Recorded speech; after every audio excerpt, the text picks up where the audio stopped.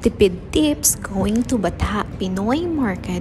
So I'm living in Saudi Arabia for 7 years and my husband is 2 years. But this is our first time na magbabas going to Bata. So anyway, andito kami, located kami dito sa may Exit 5 Al Muruj. At dito sa Muruj maraming bus station. But sa place namin, dito kami sa may Al Sadhan na supermarket. Sasakay ng bus papuntang Bata. Sa Al Muruj, may Al Sadhan. Yung bus stop niya. More cheaper than Uber or taxi. Si Dad, parang ano lang to, 3 riyal lang ata. So pagsakay mo, itatap mo lang yung ATM card mo dito sa may machine. Parang may machine siya yun. Dito malapit sa may pintuan. At yung nabayaran lang namin is I think 2 riyal each. Kasi 4 riyal lang naman yung nakuha sa bangko ng asawa ko. So pagdating namin dito sa may Bata is kumain muna kami ng lunch dito sa Kainasal na restaurant. Syempre, Pinoy restaurant pa din. So we just ordered bulalo pansit. At yung dessert namin ay chicharong bulaklak pa pala. At yung dessert namin is yung may malagkit na may mangga na may gata. Yun. At ayun na, diretso na kami sa grocery, which is yun lang naman talaga yung pinunta namin dito sa Bata.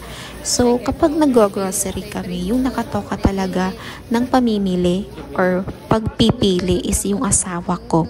Kasi si Mr. talaga yung mas marunong kung ano yung mga kailangan sa pagluluto, mga kailangan namin sa bahay, at saka siya din yung mas nakakakilala kung ano yung presko na gulay, prutas o mga uulamin namin. And alam ko nagawain yun dapat ng isang misis, pero sa case naming dalawa, mas nakakaalam kasi si Mr. So better na siya ang pumili kesa naman ako, masasayang lang naman, 'di ba? At saka gustong-gusto din ng asawa ko na ipagluluto talaga ako. Kaya siya yung mamimili kasi siya yung magluluto, charot. Okay.